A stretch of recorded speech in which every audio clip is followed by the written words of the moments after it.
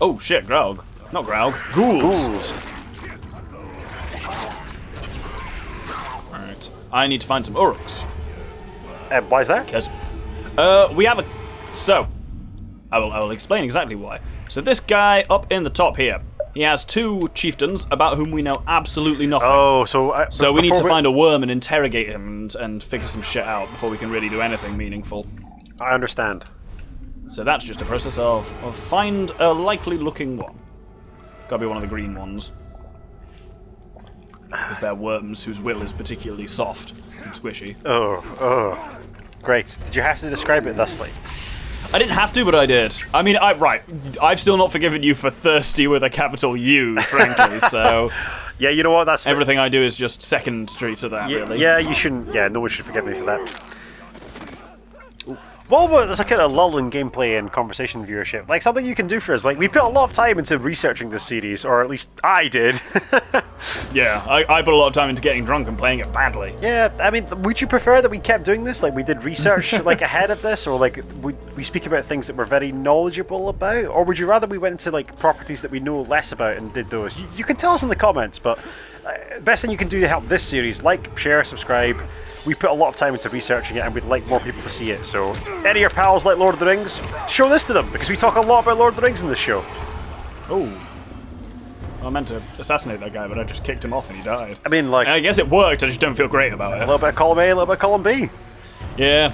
Yeah, this one's unusual, because this is definitely the stuff that you and I do is probably the most, like, blind that I do anything, as in, like, this is a game I've just utterly not played before, whereas at least the stuff I do on my own is incredibly... precision.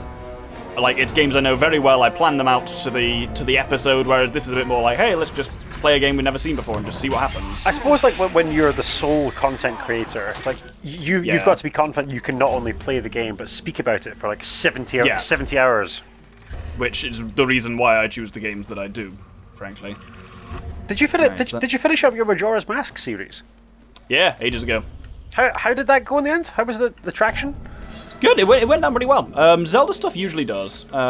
Zelda is a nice game to do on like a YouTube thing because it's not super heavily plot driven, but it's also not super like 100-hour RPG that's got a ton of side quests and stuff like that. It's got just a nice bit of a mix of everything.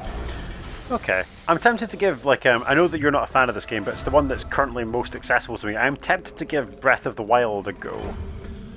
For you, given your kind of background in games, I think that's probably a good one to start with. It's very modern, open-world RPG in a lot of ways. And kind of minimal stress. Like, it's something I'd play it on the bus into work kind of thing. Yeah, it's that kind of feel. Oh, shit. Ow. Right. You tell us, viewership, is Breath of the Wild one you would recommend? I guess most people watching this will have played it, because like lots of you guys are big Nintendo people, which is cool. So you tell us in the comments, is Breath of the Wild something I should play? Let us know. It's one of the things I kind of criticise this game of. It feels like a very open world RPG, but yet there's not a lot of item equipping with Talion. No, it's all just like you have sword, bow, and dagger runes, and that's basically it. Yeah, I don't know, a game that with this kind of feel, I get that. Oh, I should be able to have any sword I want, or more weapons, and like a better, different-looking bow and cape and cloak and boots and stuff like that. Sauron will use gold to buy allies among the kingdoms of men. That's a very astute analysis from Celebrimbor, that Sauron will use gold and all sorts of other things to buy allies amongst the kingdoms of men. Yes. Like Far Harad. And Canned. Canned? Oh, I found a worm. Right, we can come back on camera now. Oh, terrific. I mean, like, I think we had some good chat going before we just came back. True, yeah, this is down to the sprite of what stays on and what doesn't, as ever. Okay, so over here, in green, is our worm. Yeah, but there he is. It is something that's overlooked, though, is like, Sauron's got a lot of human allies. So, like, there's obviously the Easterlings, like, who look rad. I love how the Easterlings look in Lord of the Rings. They're just really cool. Butt shot. Hey, what? The butt shot didn't work? That's because you shot him in the cliff.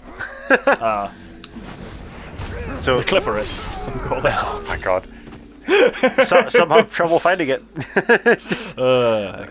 That's... Yeah. Is this my worm? No, my one's over there. Let's just move on. So, like, Yeah, that's for the best. I think people like overlook the fact that there's the Kingdom of Harad, which I'm pretty sure is where the Oliphants come from, the Mumakil. There's Khand, who are kind of like Mongolians almost, or I've seen them like envisioned as Mongolians. I don't think Tolkien writes a great deal about them.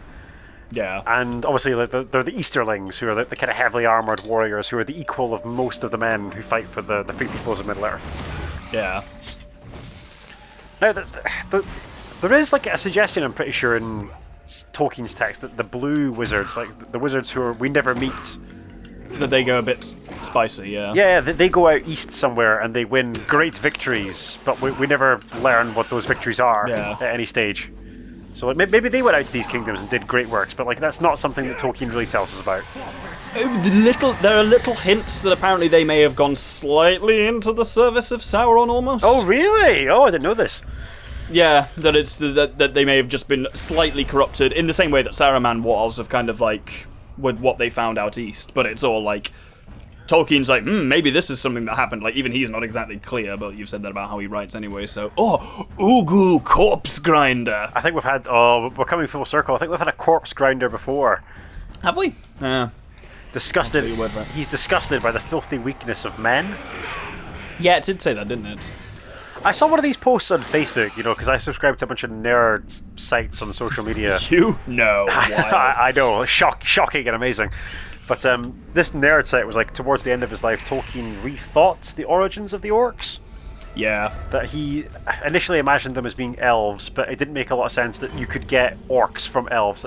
And then, why aren't they super dexterous and super noble and super awesome like elves are? Why are they clearly like goblin creatures, Exactly. So, towards the end of his life, apparently he had plans to errata this basically to make it such that they were actually derived from men who were tortured and like defiled and turned to the service of Morgoth and Sauron. It makes more sense. It just then the issue is, okay, so what were the elves fighting at the first stage before men turned up? Yeah, well, apparently the awkward apparently question, he was going to retcon it or just rewrite things such that men woke up earlier than he had initially intended. But that involves a whole lot of revision to the Silmarillion and various other texts. Yeah.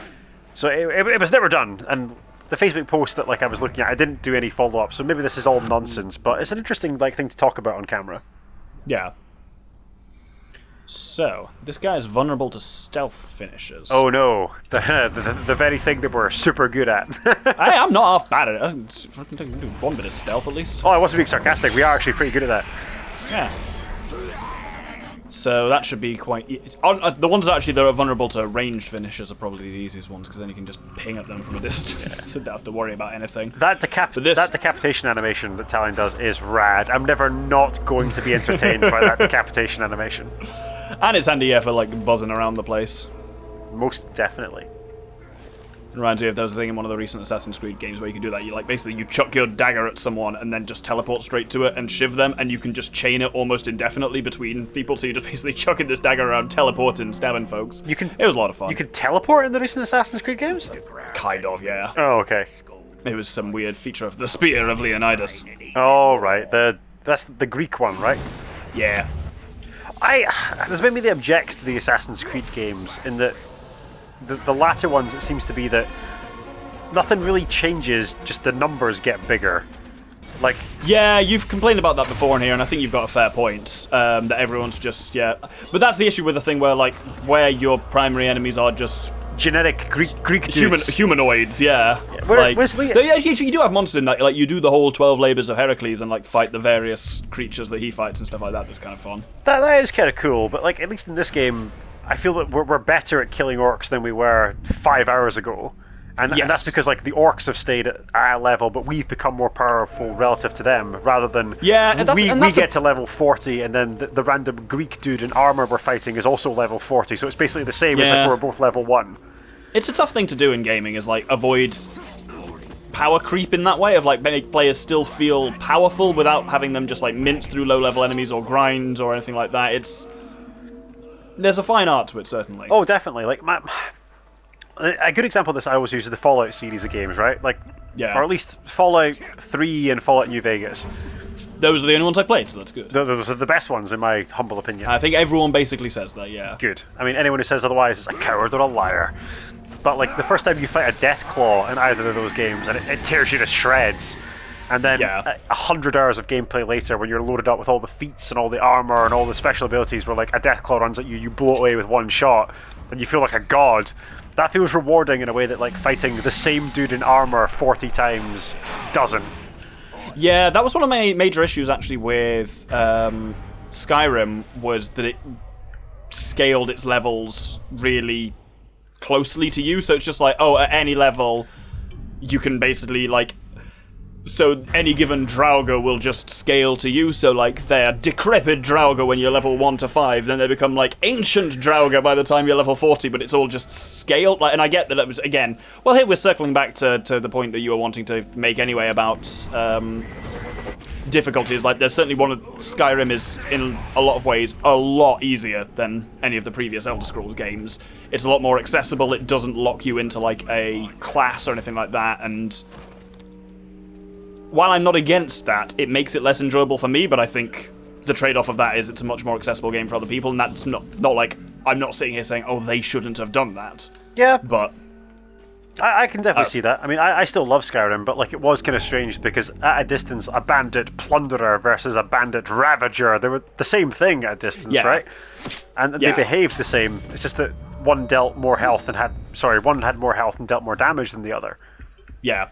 It's a thing that no one discusses in Skyrim, is that like half the kingdom seems to have turned to banditry as a means of supporting itself. But no one ever sits down and is like, my lord Ulfric, our economy is shattered because everyone is a robbing plunderer out in the wilderness. Skyrim's GDP has plummeted. So we've got access now to the final level of upgrades, and there are some brutal ones here. Like, for example, press D-pad down to instantly kill all branded Uruks and monsters. Well, we don't really want that, though, because like we want them to help us, surely. Oh, that's kind of weird. Quick draw. Ooh, that does sound very good. What's this one here? This is basically like the one I was just describing in Assassin's Creed, where you can just chain between shadow strikes. Oh, I think we want to do that. That looks quite good. Yeah. Double charge. Oh, you can perform 2... special I don't think we're struggling to. No, that's true. I don't think we're struggling to build a combat multiplier, are we? Double damage. No, it is more when you've got So normally, like basically, when your sword's on fire, you can set that off with Y and B to do like an execution. This means you can just do that twice for any given amount of sword charge. Oh, that's pretty good. Yeah, that is pretty good actually. This one also double damage when you hit streak charge. I think we'll go for this, especially because this is a combat finisher, and combat finishers are very handy. And I think a lot of stuff that helps us just in like single combat is clearly where we are weakest. So it's not what I would have gone for, but I respect the decision. I think we've got a lot of ranged and stealthy stuff. Neither of those are things that we really struggle with. Yeah, I mean, ultimately you're the one playing the game, Doctor. So carry on. That's true. But yes, no, I can see your point about like, I mean, Skyrim is supposed to be like it's the latest set of any of the like Elder Scrolls games, and I think that's part of an argument for why its setting is a little bit kind of, for want of a better phrase, depressing. Because it's kind of the end of the world in a lot of ways, but literally, fucking dragon apocalypse and stuff. But it's like after like the volcano where Morrowind is set just has erupted, which is why all the Dark Elves are refugees, and that's why everyone's fucking racist and stuff. See, that's the advantage of what we just done there. I built up my meter there and then just combat executed 2 people for the price of 1. Yeah, I went to a really interesting exhibition. So, like, the city that I live in, Dundee, has a long association with the games industry. So it does. It had a statue of lemmings, apparently. It does, and the game Grand Theft Auto was made here. Yeah. There are a couple of things that remind you that occasionally that GTA is Scottish in origin. Yeah, there's very often like a Scottish character or a side character in some of the GTA there's games. just like references and stuff like that, yeah. Which is kind of cool. Anyway, the city that I live in, Dundee, like long association with the games industry, but there's a large museum here called the Victoria and Albert Museum, and they ran an exhibition not so long ago about the culture of video games, which was really interesting. And there was a really interesting exhibition that I attended and went to, where they talk about how, basically, if racism or race is discussed in video games, it's always fantasy games. Yeah. So like, there's a lot of racial conflict between elves and dwarves and orcs and shit like that. But like, there's almost never a game that tackles racial conflict between, say, Asian people and white people, or white people and I guess black it's, people. I think it's easier to do in allegory than. Oh shit! Oops. I know, than but actually, do. But in human racist stuff, yeah. I accept that, but to the extent that games are allegedly, this is a medium that is maturing, right? You know, we're getting serious video games about serious things now. Like, this is an art form which is constantly evolving. Like, it's not like painting, which has been around since the dawn of man. Like, this is a relatively recent art form which is coming of age. Oh, the sprite's going to take so much issue with you saying that painting is not an evolving art form. Oh no, I thought... Hurrah, frog blood! What a name! He kind of looks kind of froggy, doesn't he? Ribbit. He does, yeah. Ribbit. That's a toad that says ribbit. But yeah, sorry. I don't think neither of them say ribbit. I mean, don't meaningful. Don't misunderstand me, because like obviously painting is absolutely an evolving art form, but it's one that's been around for a long time, whereas video games have only been around for a very small number of years versus the scope of human creative endeavor, right? Yeah. So, insofar as this is a medium which is now making serious games about serious stuff, it's remarkable that we only get games that tackle race via allegory rather than just people making games about racism. Yeah. Given that, like... The cynical part of me says that's because white people are a big market and there's a concern that you would alienate white people if you make a game about how they did bad things. Well, maybe... Which I don't think is true, but I think that's what... It's the same argument that, we can't do a Lord of the Rings game when neither of the main characters are human, because how will people sympathise? It's like, that's bollocks, but it's an argument that is made in seemingly good faith. Yeah... I don't accept the argument any more than you do, particularly when look at film, right? Where lots of the best films ever made are about like racism and sexism and about how everything is terrible. I mean, like Schindler's List is arguably the greatest movie ever made. It's all about the worst racist thing that anyone has ever done ever. Yeah. I just don't understand, like, here's another evolving new art form, like cinema, right, that's been around slightly longer than video games have, and it's okay to make movies about racism and sexism and homophobia, but video games haven't got there yet. Yeah, I guess it's partly the thing of you have to do it. You don't just watch a film. Like games make you play them, and if they're dealing with particularly grim stuff, people will just not play them.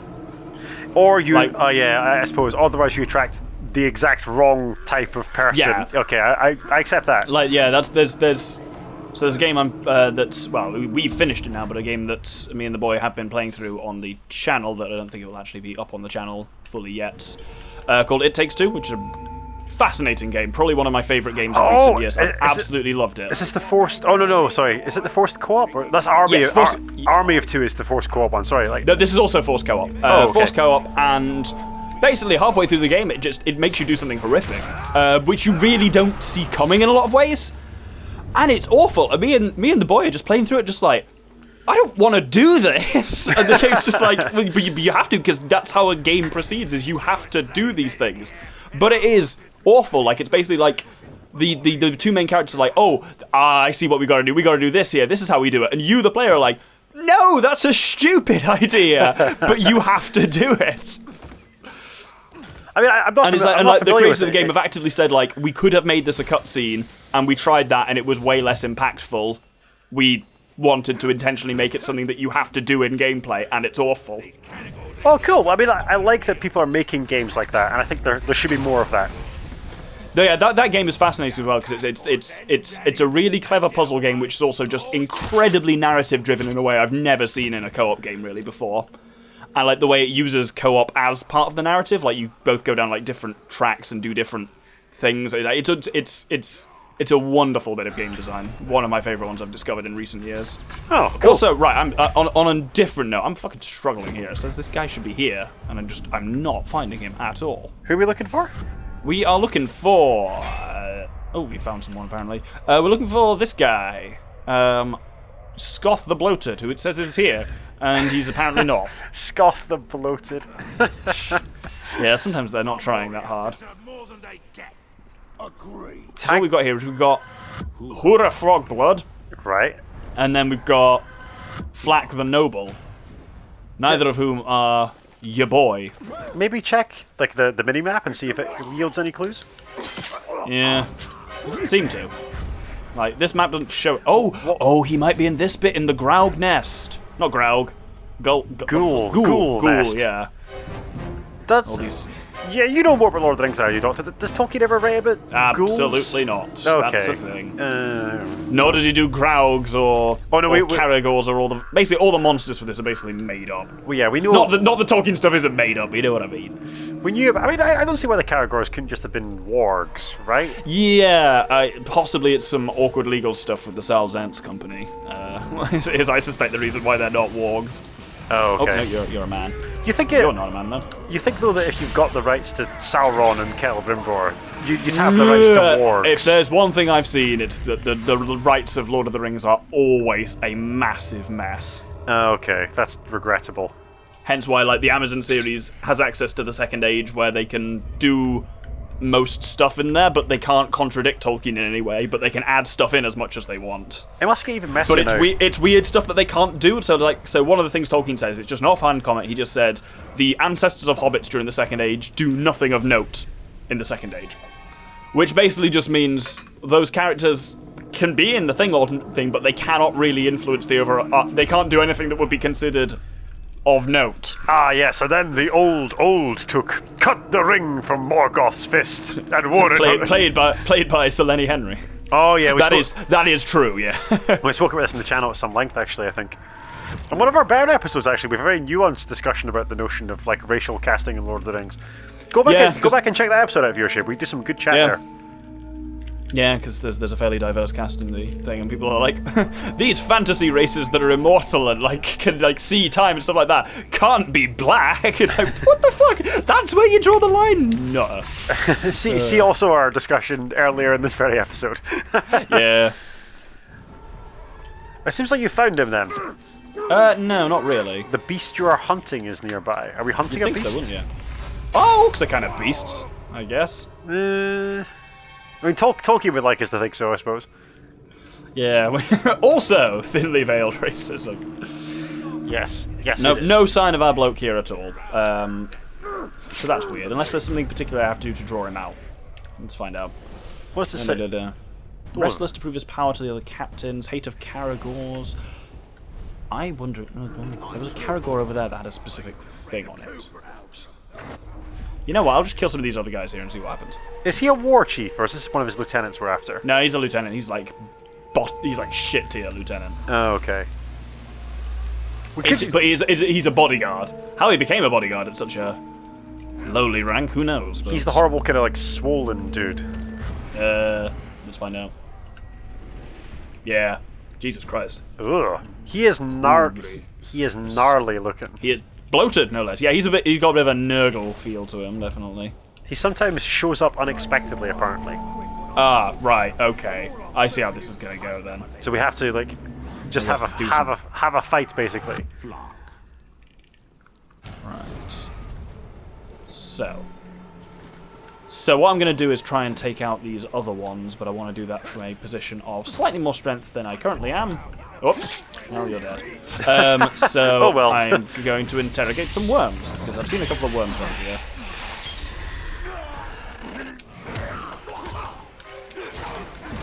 Yeah, another sick decapitation. You love to see it. You do love to see it. So I also like that move, the Wraith's Flash. Yeah, there's a very similar move in the Arkham games where Batman like confounds them with his cape and then just beats them savagely. Sounds about right. Where's it saying this intel is? It's a thing that people don't really understand about Batman. It's like he won't kill you, but he'll break every bone in your body so that you would wish you were dead. Yeah, and there's the whole interesting argument of, is that worse? Yeah, it's definitely that's worse. Definitely more morally reprehensible. I mean, I would say I'd rather, well, depending on the beatdown, I think I'd rather be dead than have every bone in my body broken. Yeah.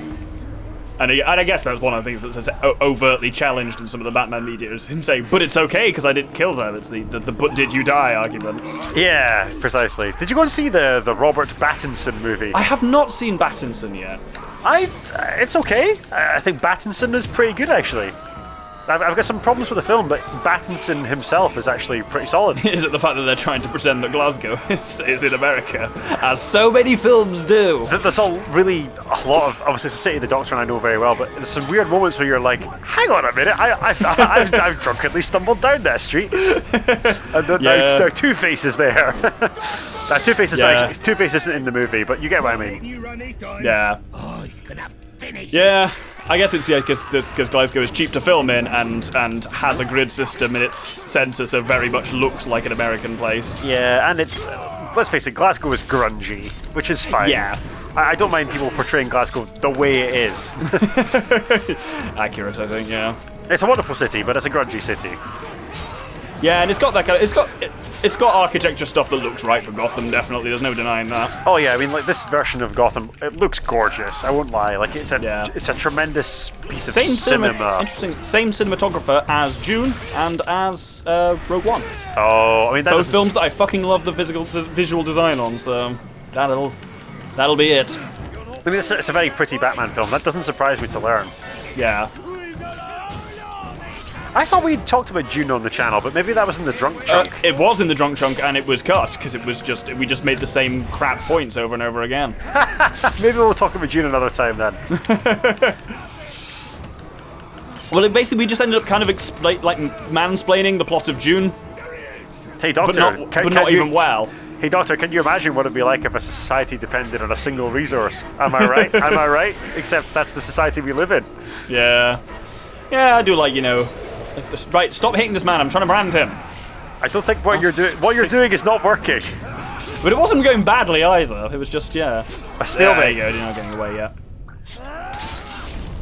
I'm hoping this guy's just going to randomly show up or whatever the fuck now. It is very gratifying to watch you tear through horde after horde of orcs, but I mean, we're not making much ground here. No, I want this other guy to turn up. We might just have to take on his superior and just see what happens. Oh, here's some shark thing in the process of being gutted. Oh, I mean, guess that's what Oh, no, it's more like a Dunkleosteus kind of thing. It's one of the armoured fish from the Devonian period. Sure?